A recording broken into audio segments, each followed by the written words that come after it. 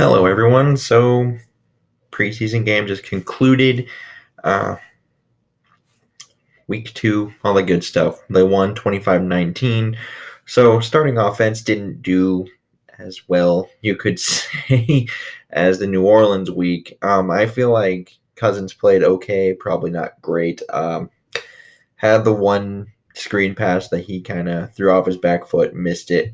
Kind of forgivable on that one just because those kind of things do happen. Sometimes you would like to not see it happen. Doesn't happen with the great elite ones. Is he an elite quarterback? I think we all know he's probably not in that stratosphere, but he's definitely good enough, I think. And the other one, because he went 6 for 8, the other incomplete pass was a throwaway that was thrown away because there was a missed stunt up front on the line, and it kind of just instant pressure, and he ran backwards and threw it away. Running backwards is a little bit more concerning just because that doesn't help at all.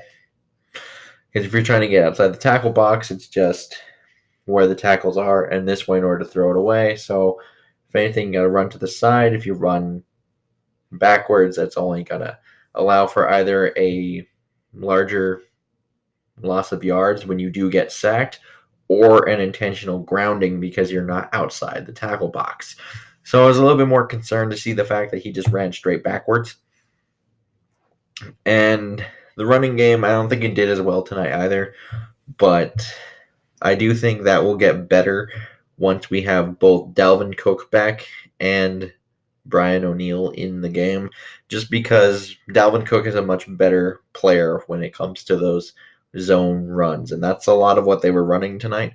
I think the best run Alexander had was actually on a run that didn't get the first down, but it was 3rd and 2, roughly midfield, I want to say, and he kind of had like a third effort but didn't get there. But that's kind of what he will be. Even though that one didn't necessarily work, that's kind of the style of back he is. He's there to get the short yardage and he's there to just kind of bowl over people. That's what he's good at doing. So, and even though the defense did struggle a little bit tonight, there were open players, there were some tackling problems, which the tackling does need to get improved just in general. But I'm not too worried about the defense just because there seems to be a game or two in every preseason since we've had Zimmer where we look at it, it's like, oh, defense is supposed to be your calling card. Now all of a sudden, not looking so great, is it? But then we get to the regular season and then it's fine. I think it's just the fact that they don't game plan for these games. I'm assuming it just has to do with that because there's usually a game or two every preseason where you can kind of look at it and be like, that's not so good. But even if that is the case, you are kind of looking at a defense that doesn't have Linval Joseph out there, which I think is a bigger deal than most people think. And just while we're on topic of defense, just in general, I think Holton Hill just needs to play smarter. He's already suspended for half a year. He had that hit late in the game that was like, clearly don't do that. Anytime a quarterback leaves a pocket nowadays, you kind of need to be alert on what they're doing.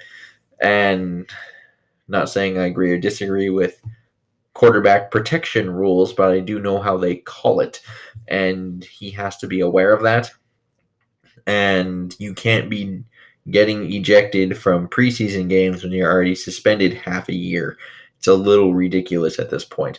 So there is that. And I do have some standouts here. The first one is Ifeadi Odenigbo. I feel like every year he's kind of on this list. Like he just flashes every game. I feel like he gets almost like a sack a game in the preseason, and he's just got that explosive burst off the edge, and he just causes constant pressure throughout the game. And he's able to kind of penetrate in the run game as well off the edge. So I kind of want them to kind of involve him more this year because I think it's kind of clear Griffin's coming to his end of tenure here.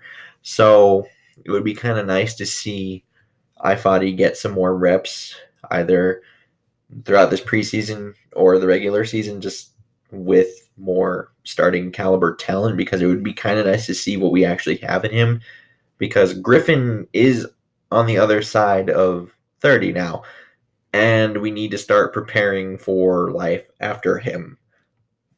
We're fine on the other side with Griffin, and now it just becomes, you also have Stephen Weatherly and Ifadi. A lot of people like Weatherly. I think I like Odenigbo more, just because I think he has position versatility. I think he can go on the inside, and that would be really nice this year, especially. I think we might be able to use him there. So it'd be kind of cool to actually see them progress on that. Um, Another one I have here, another defensive lineman that stood out to me was Armin Watts. I thought he collapsed the pocket pretty well tonight, and he was able to penetrate on a few runs from the interior. But despite being a draft pick in the 6th round, I think he could be a long shot to make the roster still, just because of the sheer amount of bodies that we have there. Like, obviously, you got Linval, you got Shamar Steffen, he's in there too. Hercules Mataafa, which he's impressing a lot of people. He should probably be in the running of making the roster. Then you have the 2 4th-round draft picks in both Jalen Holmes and Jaleel Johnson. So it's kind of we're going to be cutting a good player or two out of this, even though they're unproven. We're going to be cutting good developmental talent out of this defensive tackle spot, which is a little unfortunate.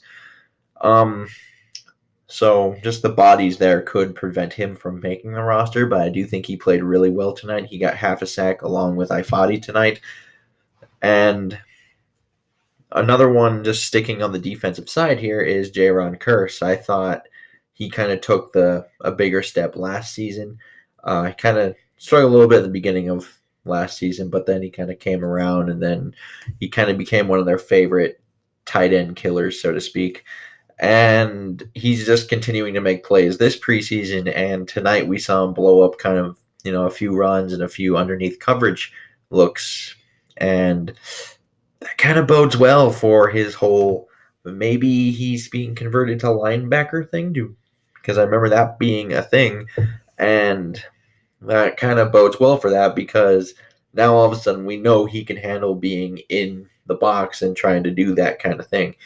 And perhaps, God forbid, there's an injury to Harrison Smith, this is the player that they put into that kind of role, because Harrison's always up there against the line. And if he continues to show this kind of play, I could easily see them saying, well, he's not nearly as good as Harrison at this, but he is good enough. And that could be a thing. And I do have 2 offensive players on this. The first one, kind of speculatory, though. Laquan Treadwell kind of showed life tonight at the end of this game. And he caught all 4 of his targets for 47 yards.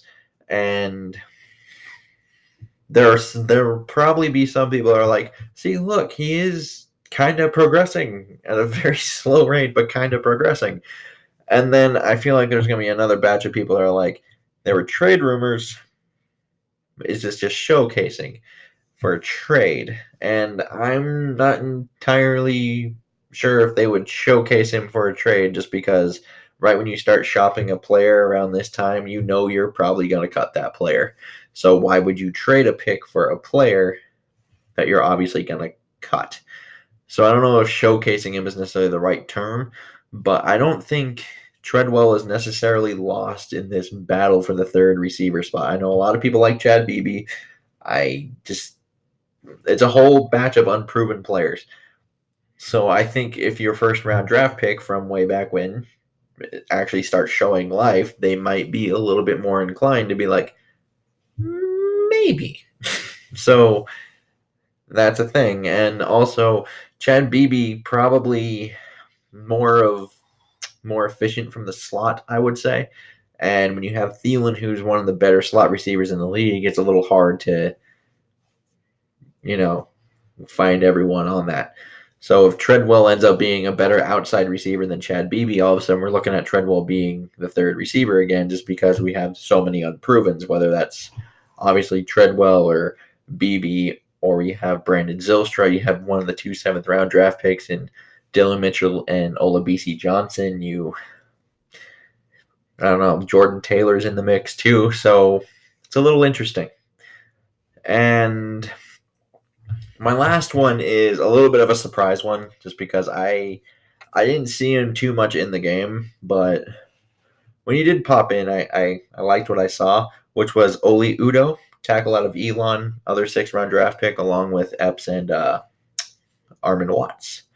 So yeah, I didn't play much in the game though. But when he enters the game, very noticeable when it's actually like running the ball. He has an edge to him, and he's really able to finish the block on his defenders.